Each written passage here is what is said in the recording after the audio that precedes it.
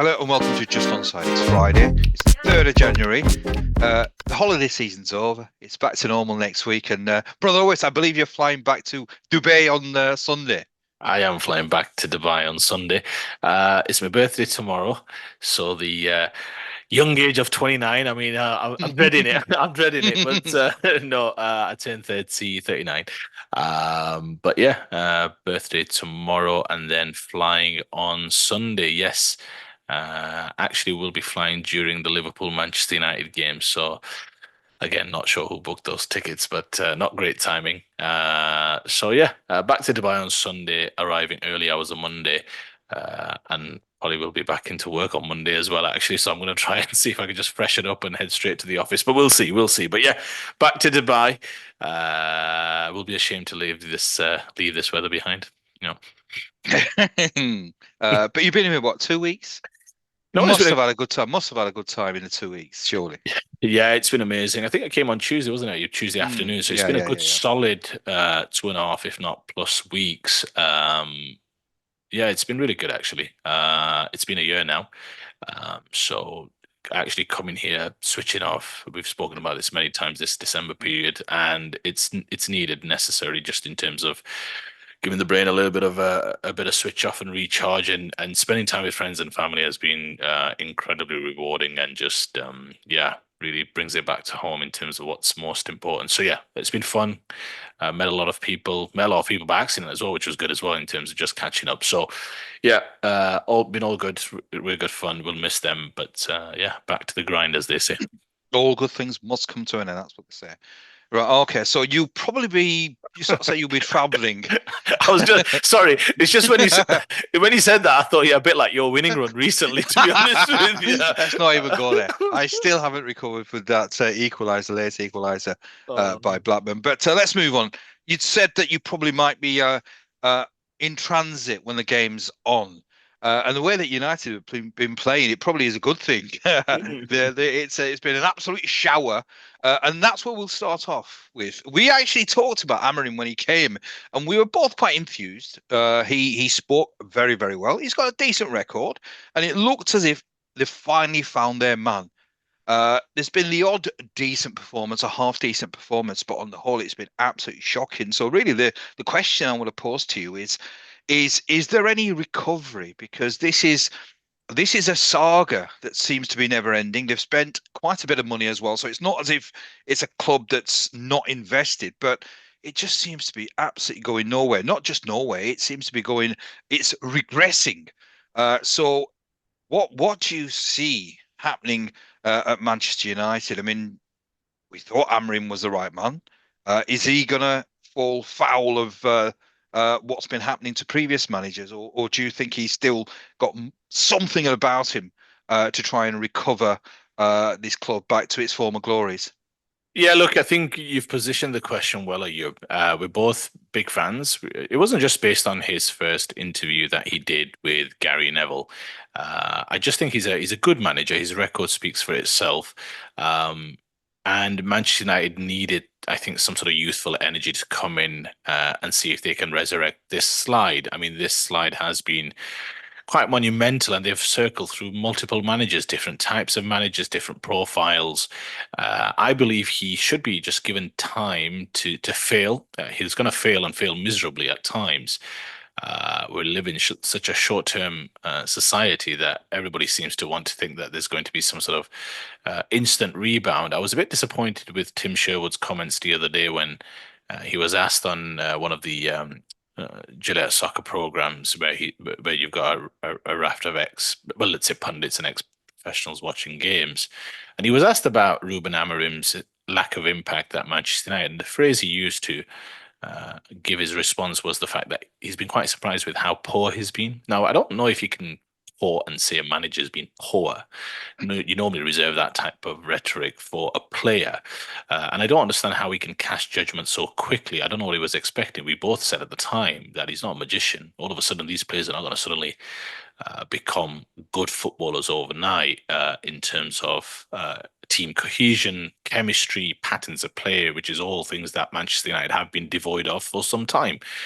Your eyes can tell you that when you watch games of football. So Yeah, look, I'm a bit disappointed in some of that rhetoric. He also went on to criticize him for the fact that he's obviously a good communicator. I think that's pretty obvious. He's very good at speaking, even in his post-match press conferences.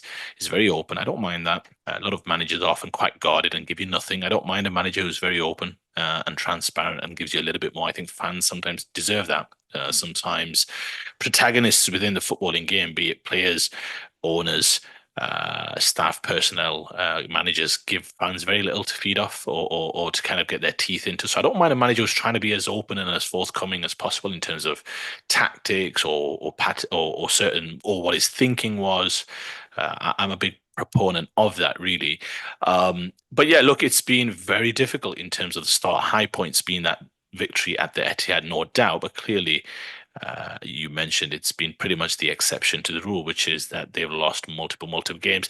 I think the Manchester United are Ayub at their lowest point in my lifetime, anyway. I think this is their lowest point. The performance at Newcastle, I thought they would lose, um, but the ease at which Newcastle brushed them aside, and I think when you look at Newcastle, there you see a team that's functioning well. Look, they're in a good run of form. Let's not beat around the bush, but they're coached by a very good coach, a manager who's highly thought of. Clearly, there's more to the story about the FA not speaking to him in the summer. Just, I mean, the mind boggles if that is the case. Just in terms of they never spoke to him. I think there's just something else behind the story there. Um, but Eddie Howe is for sure a definite future England manager. I think that much we can all pretty much accept. They're a good team, but the ease at which they dismiss Manchester United will have not disappointed United fans, but will have really shocked them to some extent. And I keep saying the most difficult aspect for Manchester United in terms of their recovery will not just be the fact that there's other big teams doing well at the top of the table. Yes, Man City are where they are, but let's see.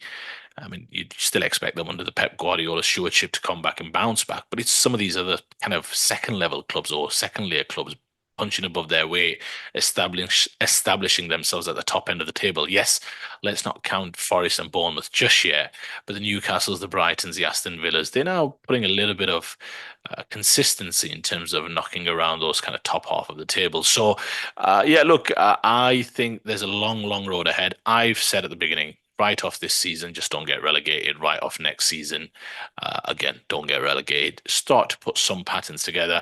I'm comfortable, just very quickly, with him playing the pattern, the style he's playing. There's been a bit of talk about him playing this 3-4-3 style, and look, should you play a system that suits the players you have, or should you ultimately ask the players that you have at your disposal to fit your system? Now, normally, I'm a big proponent of no, a good coach goes in and works with what he has. But when you think about the timeline and the remit that Ruben Amorim has been given at Manchester United, and this is critical to this point, you know he's going to be given the long term. You'd hope he's going to be given the long term. Let's be very honest and open here. He has to be given time. This is ridiculous if you start thinking, oh, if he doesn't win games, are we going to move on from him? I mean, that's ridiculous. That does nothing for anybody. But I'm okay with him. I mentioned that it's going to take him a couple of years to try and perhaps go toe to toe with some of these bigger boys in the Premier League, at least. Why not start to try and forge some good habits? And sometimes, what do they say? The night's at its darkest just before dawn. And I think there is some of that. You have to take your lumps. You have to take the pain points. You have to kind of take this medicine where you just kind of you play the system, you get some familiar habits. Even if they keep playing this system and they forge one or two decent relationships, whether that's Ahmad with a fullback or Ahmad with his whatever it may be, I just think I'd much rather do that and then just slowly but surely find personnel to fit it over time, because his timeline, Ayub, is not this season or next. It's the season after, probably, when he's going to be start to be, let's say, judged, I would say, or I would hope. So, from my perspective, again, it's the worst point that I've seen Manchester United Football Club. They're a very average football club. Arne Slot today, I thought, was very kind to them in the press conference when he said that their uh, league position belies the players that they have, and they should be much higher. And ultimately, I keep mentioning after what is it, 58, 57, 58 games now, they've got a -6 goal difference over that time. You are who you are. I mean, that's nearly 60 games of Premier League football. Um, I think they're a very average football team, and I think that's being kind as well in terms of not doing the basics of football. So, Yes, look, I think he'll be given time. He should be given time. Nothing off the field gives me the confidence that they will be able to get back to big time. That would be the biggest worry right now for me, not on the pitch. Some of the stuff that's happening off the field. But no, if I was Manchester United supporter, yes, it looks difficult right now, but I think there's no way you'd even be thinking about anything other than Ruben Amorim, not just finishing this season and heading into next year, but also starting the season after next, because I think that's what he deserves. First, I'm going to pick up on the slot point. I think he's absolutely right. I think the players that they have, albeit they're certainly not the best players in the league, but they're not bad. They're not bad. They're certainly players that should be hovering around sixth, fifth. If you look at the players that they have, I mean, Harry Maguire. Now, everybody criticised him, but he's an 80 million pound player. You've got Ericsson as well. Now, he's not the Ericsson that Spurs had, but there is enough okay players. There's enough decent players that I would have expected Amorim to certainly at least show something. I think the one thing that I would expect always is effort, application. I mean, I commented on the game against Spurs that even though they got beat, as a fan, I would have been more than happy with that. That the application was there. You're seeing something. Is there a process in place? I mean, we used to always say about Arteta, trust the process. And Arsenal fans kept saying to me, and obviously you're an Arsenal fan, that there was something that he was trying to do. I must confess at the moment, with what he has, and this is not a very, it's a side bereft of confidence. It's a side that really has, over the last 3, 4, 5 years, seen not really much success. There's been no trophies, so it's not as if the club hasn't done anything at all. But what's disappointed me is that I expected at least something where fans would say, all right, okay, we know what he's trying to do. It's going to take a bit of time. Time that he's not going to have. I mean, you're talking about maybe a 3-year project where this season's a write-off, next season's a write-off. I don't think United fans will accept that. They'll want to see something. What I'm seeing at the moment is it. I'm not sure what I'm seeing. I'm seeing too much inconsistency. I don't really see an identity at the moment. He's got a system, but uh, I don't really see any progress. Albeit these are going to be small steps, but I'm not seeing anything at all. So, do you think he's going to have the time? Yeah, I think so. I really do. I hope. Okay, let me rephrase that. I hope he has the time. Again, I come back to it. There's some shenanigans happening off the field that's giving me real cause for concern. If I was a Manchester United supporter, Jim Radcliffe was supposed to come in. I mean, Gary Neville must be having egg on his face. He fought for so long in terms of ridiculing and criticizing the Glazers on the various different platforms that he has. Now that there's been a what he perceived to be a positive change with Sir Jim Ratcliffe coming in, with Ineos coming in. I think that his understanding was that was going to be somehow the answer to all of the problems or the solutions to all of the problems that Manchester United were facing, which is what Jamie Carragher was ridiculing him for. That this isn't how it normally works, as if though the ownership was the single biggest issue. And look, the Glazers are still in charge as well, even though Sir Jim Ratcliffe has taken over some of the sporting side. The worry is when you hear some of the noises off the field, Ayub, in terms of staff cuts, in terms of non-playing personnel bonuses being reduced or cut altogether.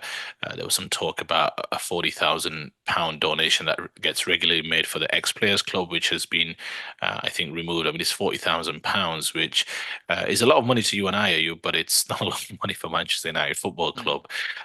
So when you're in this kind of cull mode, let's say, or in terms of really watching the pennies, so to speak, that really doesn't fill you with a lot of confidence when you know that the playing side of things requires major surgery. Now, you might say they've spent a lot of money previously.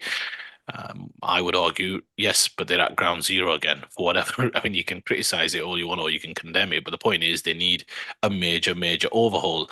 There's a lot of players there, majority of which that I don't think are good enough to get them back to where they need to get to. Now, many argue that Manchester United often turn those players into that type of let's say, a player who's not performing so well. And fine, there might be some truth to that. Ruben Amorim, to your point, Ayub has to get a tune out of them. I just think it's just early. You're not. And remember, I wasn't willing to judge him, Ayub, if it went positively. You remember me saying I'm not going to judge him even positive because sometimes you do get that new manager bounce or false dawns. What you want to see is sustainable football on the pitch. Stuff that when you see it, you think they might not quite be getting the results, but they're going about it the right way. I see what they're doing. I think the thing that Ruben Amorim perhaps will need to identify quickly is what kind of team does he want? What kind of identity does he want his team to forge? Does he want his team to be, you know, a strong, powerful outfit, in which case you expect some of his recruitment to follow accordingly in terms of the types of players that you recruit. Again, I come back to it. Arteta decided he wanted big, powerful players, and his recruitment suggested it's the case. And Arsenal are seen as one of the more stronger teams in the league. It doesn't have to always be that way. Again, Jurgen Klopp had a very certain type of profile of players. Slot hasn't bought as much, but you can start to see in terms of his teams how he probably want to have his team play for the next 3 to 5 years. So yeah, I think that would allow him to start building a foundation. He's going to have to get his recruitment spot on though, because I don't think United are going to give him a blank check. I think they're very tight when it comes to FFP and profit and sustainability rules. Are you? So the worry I have on the one hand is Manchester United need major surgery. They need an overhaul of the likes that you perhaps haven't seen on this side of town, especially for a club of the ilk of Manchester United. Yet on the other hand, you've got major issues off the field in terms of willingness to spend, the ability to spend, issues with the whole Dan Ashworth situation. You've got multiple job titles. I mean, you've got Brailsford in there, Berardi in there, now Jason Wilcox. Ashworth moved on. They're going to replace him, or is Wilcox going to just double up his duties? It's just a lot of noise, a lot of noise in terms of negativity. So the worry is that those two uh, targets or principles are in clash. The need for investment, for support, a willingness to kind of pre-invest, so to speak, in terms of, okay, we know what's coming in the future to fully back the manager. But equally, it feels as though they're going to be a little bit more tight and a bit more watchful about what they spend, how they spend, and perhaps, as you've seen recently in some of the rumors about how they can also offload well as well. So, yeah, look, I think it's a difficult time. I think it's a very difficult time, and I'm not sure Ruben Amorim is going to be equipped with the ammunition or the backing, which you need. You need, especially at times like this, you need the whole club united in terms of where you're going to be going. The worry would be that off the field, there's some instability there that might lead to, if he doesn't show good progress next year, the first bad run he gets, there might be, let's say, a hasty decision made. I don't think it'll come to that. I think the fans really want this manager to succeed. And I think being likable also helps you, but I don't know what your thoughts are. But yeah, difficult times for United. It's not clear what that pathway looks like. I'd probably disagree with you in terms of some of the players right now, in terms of their ability to succeed, in terms of where Man United want to get to. But I don't see the pathway right now, given what's happening off the field, to suggest that Man United are going to embark on a series of good decisions to get them to where they need to get to. And look at all the clubs that are much better than what they are right now, not just the big clubs. Some of the other clubs, and even like the Forests. I mean, you might argue this is a bit of a flash in the pan, but they play real quality. Yes, it's based off a foundation of keeping clean sheets, conceding very little. But again, with a good manager and a good set of organisation, they're right up there third, I think, in the league. So yeah, let's see. I think difficult times are coming. I think they're going to have to show a great deal of patience to hopefully come through the other side. Talking about difficult times, they've got a very difficult fixture. In fact, the most difficult fixture imaginable against Liverpool on Sunday. It could be. I mean, again, I if if you're a coach, you can sort of almost sort of say that this could galvanize the club. I mean, a win or a good result, a good performance against Liverpool, but I just can't see it. I mean, I personally just can't see it. I think Liverpool are on imperious form, and B, United are a shambles at the moment. So really, I can only see one outcome, and it's going to be a heavy defeat for Man United. But it how do you see it? And do you think that Amorim can sort of use Liverpool or the game against Liverpool as an opportunity to say, well, look, Nobody expects us to win. Nobody expects us to put in a performance against the best side, probably in club football at the moment. So, but I don't know. I think the way things are at the moment, I just can't. I see nothing but an absolute battering. I mean, how do you see the game? You said United are a shambles. I thought you were going to go in a different direction there, but yeah, I mean, look, I'm with you. It's difficult to see. You mentioned Liverpool; they are the best club in Europe right now. I think that's a fair statement. The football they're playing is off the charts. It'll be interesting to see how Manchester United approach the game. Now, will he change in terms of system? Will he bring in Rashford? It was interesting to see him on the bench against Newcastle, but not brought on. I did surmise as to the reasons why that could be the case. Is that more the case of, well, you've done enough to get in the squad, but not enough still to get onto the pitch? Was he saving him? Because I think if he came on in the second half when they were 2-0 down, I think that atmosphere would have been a bit toxic, Ayub.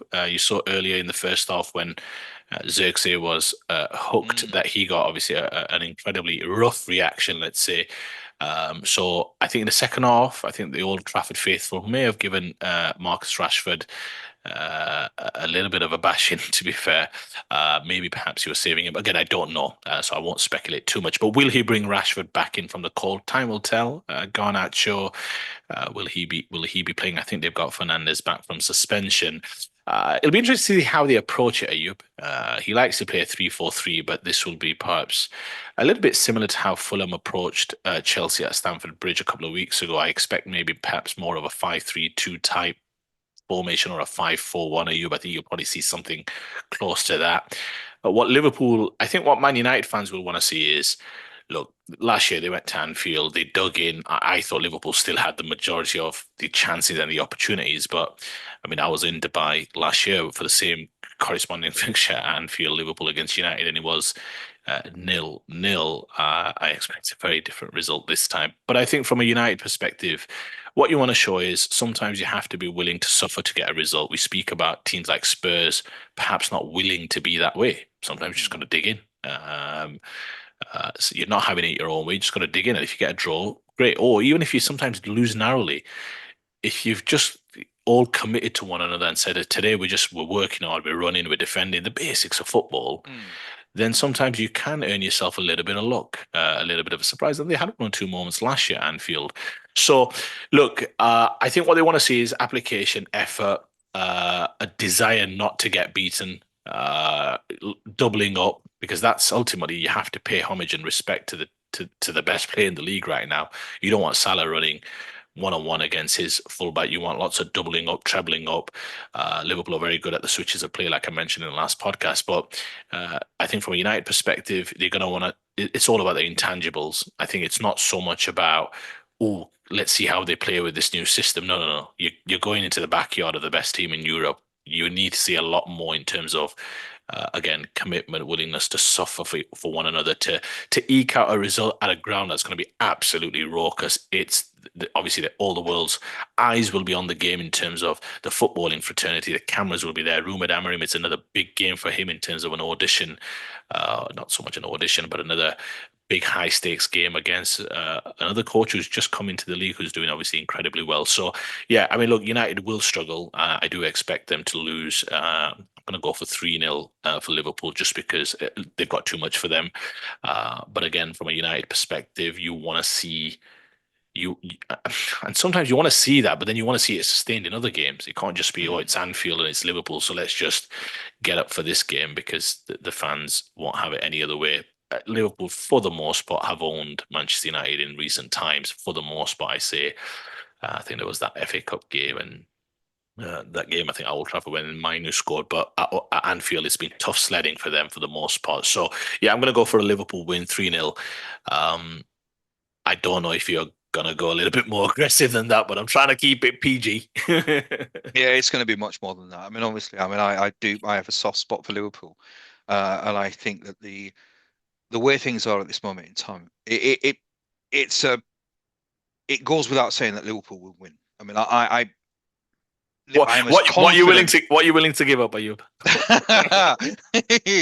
I usually always sort of say I put my houses on this, but I would do. I think this is perhaps it would need an absolute miracle for United to get out of this game unscathed in the sense that they come away with a point. I just don't think the attitude is there, the application. I still think they're an okay team. I mean, I know you're sort of saying that they're not. I think they're okay team in the sense that they've got some decent players. I mean, Fernandez is back, and whether you like him or not, he is a decent player. I think they've got other decent players that should be doing a lot better. Uh, what I would expect and what I hope from United, at least, is there's an application, there's a desire, there's a hunger, there's an attitude. They'll get beat, but at least those are non-negotiables. Those are something that you shouldn't even be talking about. These are just something that you would expect from any professional athlete, especially a Premier League footballer. But just Liverpool just have too much at this moment in time. I mean, it's it's a well-oiled machine. You've got players playing at the very top of their games. Yeah, I expect 5, 6 goals. It especially if they score early. I think if I mean I'm not sure what Amorim his game plan is going to be, whether he's going to sit and say, well, look, let's make it difficult. Uh, I mean, I'm not sure whether he's that type of manager, but I think if there's an early goal, He needs to be. if there's an early goal, the floodgates are going to open, and I think because there's potency everywhere. It's not a case of all right, we'll keep an eye on Salah. If you keep an eye on Salah, there's danger elsewhere. It really is. It's a pleasure if you like attacking, aggressive football. There is no better team to watch than Liverpool at this moment in time. They're on song. Everybody's on their A game. I think it will get ugly for United. And it could get messy because I mean I'm not sure. I mean, speaking to some of the United fans, a lot of them are resigned. They just Mm. accept that this is it's a non-season. But at some stage, some of them will voice their concerns, and this is where it probably get a little bit uncomfortable because I mean you're right about Amorim. He's a new coach. He needs time. Uh, but what do the fans do? I think if the fans if they've got any angst, it really needs to be directed towards the owners, uh, to Glazer, to the Glazers, to Ratcliffe, because that's where the problem is. This club is in the mire, primarily, I think, due to the Glazers, but I will give Glazers some, I'll cut them some slack because they have invested, they have spent. Now you can question uh, the recruitment, but they've been prepared to uh, give money for players. I think the recruitment has been absolutely horrific. You talked about it at the start about Ratcliffe, about this 40,000, about sort of cutbacks. I think that's absolutely scandalous, absolutely scandalous when you see players earning huge amounts of money, when you see investment in players, and then suddenly 40,000 becomes something which you're absolutely right. In the grand scheme of things, for a club which is as huge as Manchester United, 40,000 is nothing, absolutely nothing. I mean, I'm not sure how truthful that is because it's a club at the moment that it's easy to attack United at the moment. So until I'm absolutely sure that this is a true story or it's based on fact. But if it is, it's absolutely ridiculous, and I think it just compounds the issues with Manchester United. That it's a club that is completely falling apart. And if it is, if these are things that United are doing, then I think they deserve to be absolutely battered on Sunday. What score have you got it? 6-0. Goodness gracious. Normally, I mean, that would be an outrageous forecast, but I genuinely think if they score early, and that's the key, because I think whatever confidence or lack of confidence United have, if they concede early, uh, they're just going to. I mean, I can't see this team having the backbone to be able to sort of counteract that because this is a rampant Liverpool side, and it's almost like it's like a shark. If they get the taste of blood, they're not going to back off. They're just going to go absolutely for the jugular. Jugular. So I fear the worst if they score early. Yeah, absolutely. Look, I think what's going to be very difficult for United also is that they're going to see, you mentioned a well-oiled machine, but they're going to see it up close and personal in terms of the passing, the movement, the control, the aggression, the rotations, the movements, players on form and on fire. I mean, that front three right now, all of them on fire at the same time. Yes, one guy takes the plaudits, but ultimately Diaz and Gap are elite level. Szoboszlai is having a good run right now in terms of performance, great performance away to Spurs the other day. But yeah, even Robertson, to be fair, had a real struggle, just coming back well in the last couple of games in terms of cutting out some stupid errors. He'll be hoping to consolidate that on Sunday. But yeah, they're going to see it up close and personal, aren't they? You're a well-oiled team, a top team, perform at the peak of their powers. You mentioned also if they score early, it could get ugly. I mean, it's a fair point. You got to remember a couple of years ago when they did lose 7-0, it was 1-0 at half time. Liverpool had the better of that first half when Gakpo scored. It was more just the unraveling straight after half time that then led to a bit of a capitulation, which perhaps told you a little bit about where Man United were as a club, right? As well. I'm with you. I think some of the issues run much deeper. I mean, uh, I'm in agreement with you. I just think United right now are you in terms of what they would want to see on Sunday night is just like you said, the willingness to just dig in, be committed, and see what it takes you. And sometimes you can frustrate a team, and if they can keep it level for a period of time, and you're going to laugh, but if they can keep it period for a period of time, yes, you will then start to shift a little bit of that anxiety and that burden onto the home club, which should be fully expectant and fully expecting to win and win comfortably. But they've got to stay in the game, and Liverpool will give you a chance or two if you're able to put together certain attacks. Leicester showed that in the last game where they had some moments, one goal and one pretty clear-cut opportunity in the second half. So let's see. I'm with you. They'll lose comfortably just because Liverpool are that good and United are that bad. I mean, they're 14th. And just to finish off, I mean, on Monday night, I don't know whether he had the article already typed up and ready to go, but good old Oliver Hull in the Daily Mail started off his article talking about the post-match analysis when it came to the Newcastle victory at Old Trafford by suggesting that in amongst all the challenges that United had that day in terms of losing at home for God knows how many games in a row, fifth game in six, for fifth lost game in six defeats or whatever it was, and all the different statistics. He spoke about how the worst thing to come out of that evening was the fact that Ipswich beat Chelsea. And I thought and I Yeah. thought that's a pretty brutal way to start an article because there has been some talk about relegation. Now I think that's a little far-fetched, but yeah, it's difficult times. 14th are you? I mean, Man United 14th, negative goal difference, 6 games won. That's less than a third of the games that they've played. They look pretty average at home. They look Mm. pretty average away. They don't look like a proper team. And again, I keep saying, if a team thinks that they can beat you, that's half the battle. And right now, teams just think that we can get something at Man United. So yeah, difficult times for United. More difficult times coming this Sunday. Interesting to see what happens with some of the teams around them. Because at some point, Ayub, if they keep continuing with this for another 10 games of messing around, and again, I expect them to win some games, of course I do. But if they keep messing around, then we get to the game week 30 mark and they're still somewhere near not the bottom, but let's just say that the middle part of that second half of the table, then there might be some nervous kind of moments, let's say. But I think right now they're okay. But I mean, this is a pretty lost season right now. Yeah, I mean the saving grace is that there are three sides worse than Man United. Hard to believe, but there Yeah. there There'll are. there'll be three worse teams next year as well, luckily. So Well, we might be up, so I know what you're trying to say. I no, no, no. know. I'm expecting you to be up. Don't worry. Right, okay. We'll stick with Liverpool. I mean, it's a team obviously that's flying, playing at the top of their form, but I mean, there is a little bit of unease with a lot of the fans at the moment.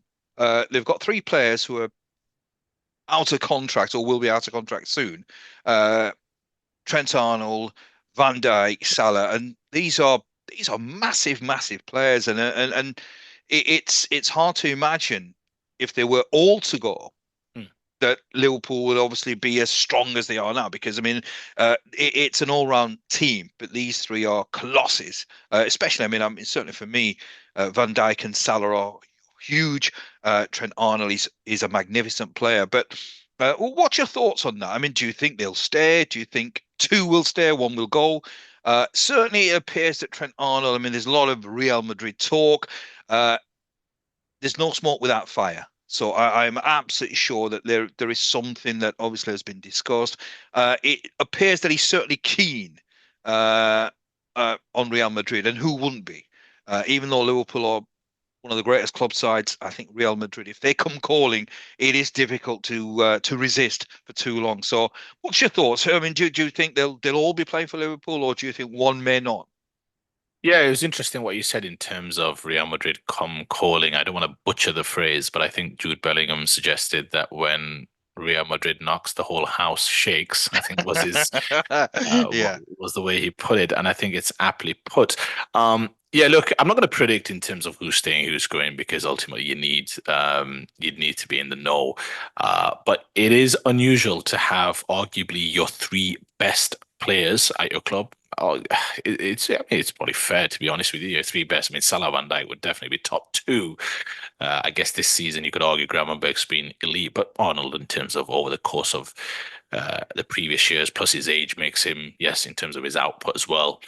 His manager earlier in the press conference waxing lyrical about his performance at West Ham and the first half of this season. So yeah, the best three players that you've got, alongside maybe Allison as well.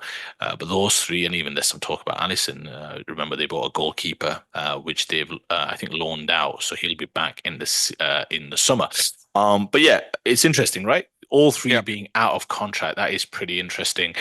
You're talking between the three, you're talking upwards of probably in terms of commanding salary, Ayub. You're looking at close to 1.2 million, if not 1.25 million a week between the three of them. That's a lot of money when you think about it in terms of what they can command in terms of the market, what the going rate is, which is what probably Liverpool will have to pay if they want to keep their services. The interesting thing with Trent-Alexander Arnold, we'll focus on him first because his seems to be the loudest. I mean, Mo Salah's just given an interview, I think, to Sky Sports, which will feature no doubt on Sunday heading into the game, and he's talked about the fact that no, we're still far away from progress being made. I think was the phrase that he used, and he wants to focus on having a wonderful season, and he doesn't want it to be a distraction. Was the word that he used, and he reminds himself that I want to have an unbelievable season, so don't let it become a distraction. But it's interesting that he keeps voicing that. But the Trent Alexander-Arnold situation, Ayub, is the most interesting. He's obviously the youngest of the three. He's a Liverpool man through and through. Young for his age in terms of I mean, he's won the lot, hasn't he? Yeah, he's still very young.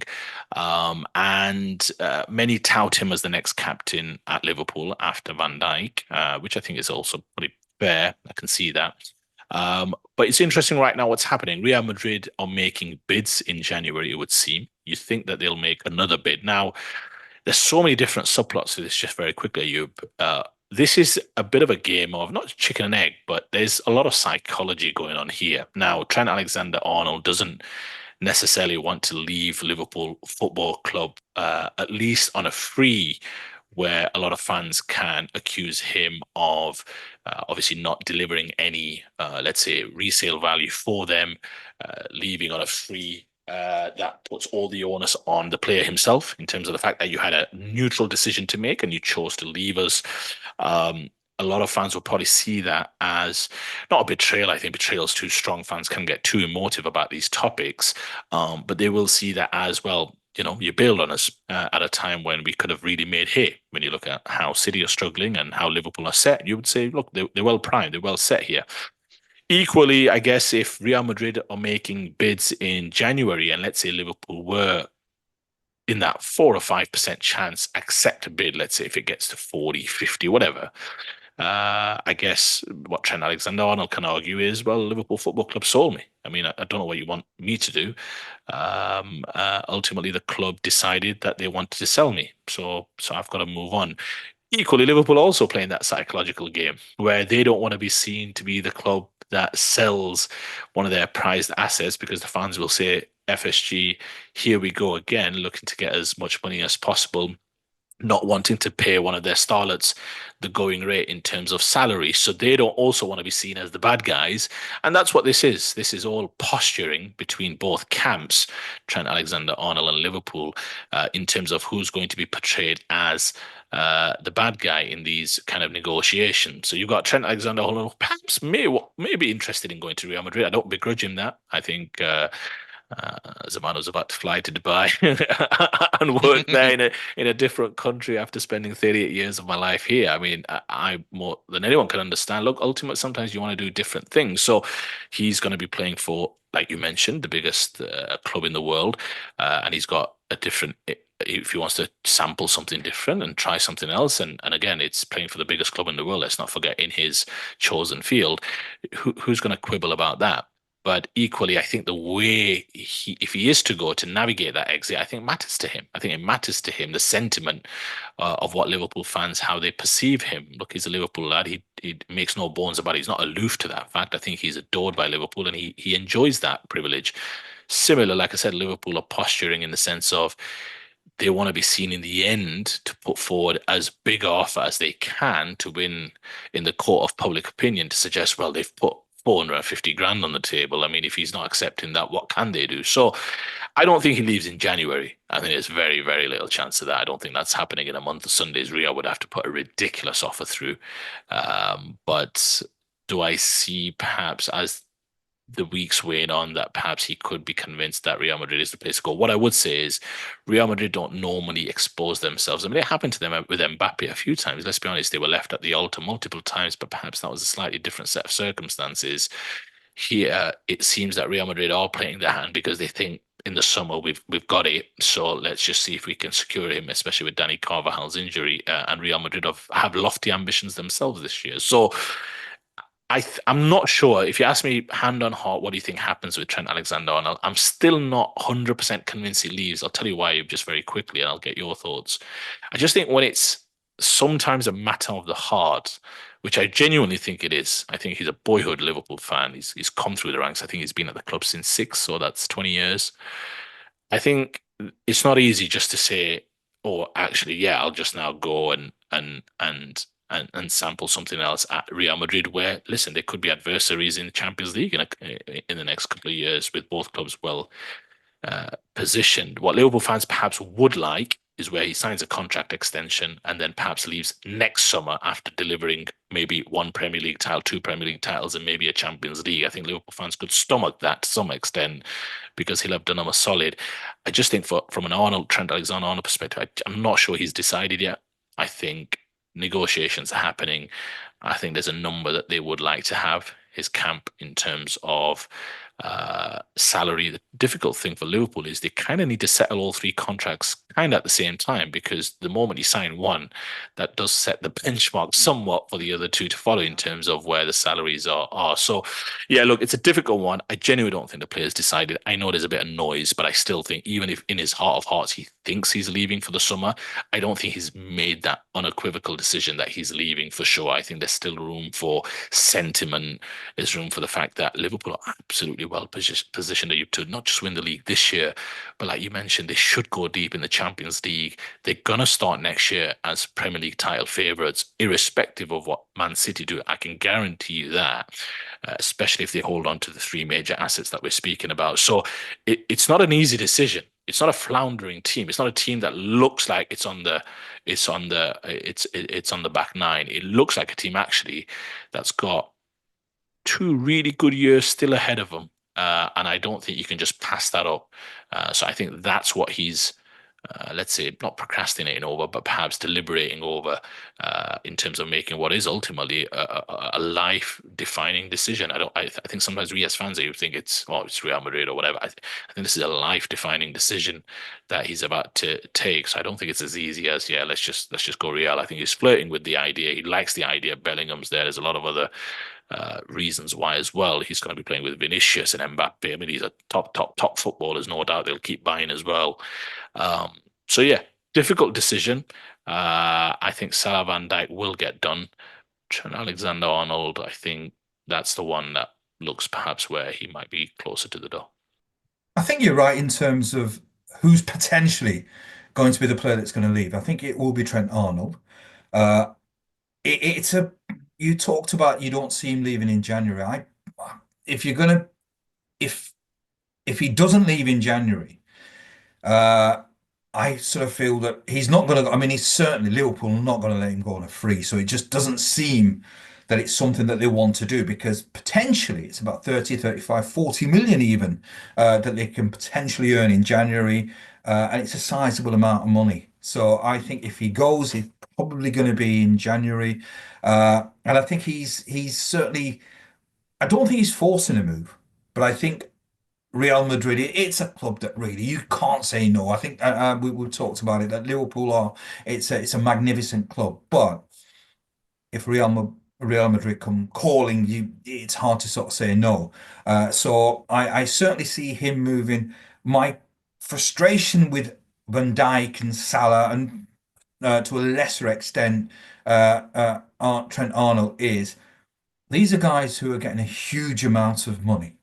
And it just frustrates me. I mean, as I said, if these were guys on 50, 60,000, which some Premier League players are on, I can understand it. But these are guys on huge salaries. They're set for generations to come. Liverpool is a magnificent football club. It's a club that is on the up. I mean, it's a successful club, but it looks as if it's got a very bright future, especially with Arne Slot as well. So I don't know why it takes so long for these negotiations. Surely, if their agents say, right, okay, for my player to stay, I want 400,000. I mean, I'm frustrated that they're even doing that. And the reason for my frustration is, I don't know whether you came across Rooney's uh, sort of exit, but also it was mutual. I mean, it said it was mutual consent. But the reason why it was mutual consent was that what Wayne Rooney decided to do was he is in management not for money, for the love of the game. He loves the game. And what he didn't want to do is cripple the club because if they had to pay him out the remainder of his contract, it would have had serious implications on Plymouth, certainly in January, because they would not be able to buy players, which they much need.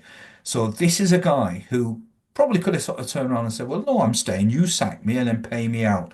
But no, he decided not to because he loves football. He loves, and he's set. He's set. He doesn't have to work. He's obviously fortunate that Colleen is making a killing as well. So obviously he's got another income. It's a two-income family, but that's what I expect, and that's what I wanted from Van Dijk and from Salah as well to make a decision. Look, Liverpool fans deserve better than this. You can criticise the club, certainly, yes. They should never have got to this situation, but for me, they should be happy enough with what they're getting. If they want slight improvements, fine, no problem. But I just don't agree with this sort of, especially with Salah. Salah is a bit of a sly dog. He's not committing. He's been a little bit cryptic as well sometimes. So he's tried. Obviously, his agents, his entourage. He's trying to sort of squeeze as much as they can do. Greed, come on, surely this is more than enough money that you're getting. So I don't know. As a Liverpool fan, I'd be slightly frustrated and disappointed with Salah and Van Dijk. I think with Arnold, he's going to go, and I don't blame him. I don't blame him. And there's an able replacement in Bradley, so I think it's a player that they can afford to lose. Yeah, look, I think it's a fair point. Just to mention, we had a few technical issues, which is why I used minus his headset. So am I. So we'll just finish off. But it's a good point. I think you've got on your high horse there about some of these players and what they should be accepting. I mean, look, this is I guess the market rate when you are the best player in the league. That's as good a time as any to be negotiating, right? A contract. So look, I'm okay with it. I think in their minds. Especially with Salah, I think the reason why Liverpool are quite relaxed is ultimately who are they negotiating against, right? He's at the peak of his powers. He'll get what he wants at the end, I think. But ultimately, because of the fact that A, Liverpool are well set, B, I think Salah, who definitely cares about the records, which is absolutely fine. I don't have any issues with that. He sees himself as having that opening. I mean, the Ballon d'Or matters hugely to him. He's mentioned how he wants to be the second African to win it after George Weah. But he'll see this opening again. the demise, I say that in a loose sense, of what Man City are going through right now and their stature, he'll see this as an opening to win more Premier League titles, maybe win a Champions League, as well as solidify himself as the greatest player to have ever graced the Premier League. I think that stuff matters. So when you look at it like that, Liverpool are thinking, well, we know that matters to you, and you can probably only get there if you stick around for another few more years. So yeah, I think, look, it'll get done. The only argument I would have to the point that you made is I think both these players probably think, I'm going to sign anyway. So if I can negotiate an extra 30, 40K a week, then happy days, and the missus is happy. So yeah, look, it's an interesting one. I think right now, hand on heart for sure, it looks like Van Dijk and Salah will stay by signing probably record deals. Arnold is perhaps young enough and seems to want a different challenge, but I would have put that one to bed as well. I think there's still room for him to sort of re-sign as well. And if they can go with all three of you heading into next season and beyond, boy, that's a huge fill-up. They'll be going into the transfer market to strengthen. The strong will get stronger, and they will absolutely kick on. The only thing I would say is you mentioned about how Liverpool might feel that Arnold is replaceable. The only thing I would say in isolation is he very much is, for me, a football unicorn. You mentioned Conor Bradley. Do I think he's good? Yes, but he's a good right back. Trent-Alexander Arnold, for me, he's a football unicorn in terms of what he can do. He's one of a kind. So you do miss that out and out X factor that is Trent-Alexander Arnold. So yeah, I think it'd be a huge miss for any football club. Right. With all these technical issues, I think we'll call it a day. It was the last topic anyway. So as always, thank you for watching the show. Smash a like if you like the content. Put in a comment about Man United. If you're a Man United supporter, tell us your thoughts. Make it clean, please. We don't want to delete comments. All right. Okay. So on that note, wish you a great weekend. If you're in the northwest, it's going to be a little bit cold, a little bit of snow. So stay indoors and just watch the football. All right. So until the next time, stay safe. See you soon.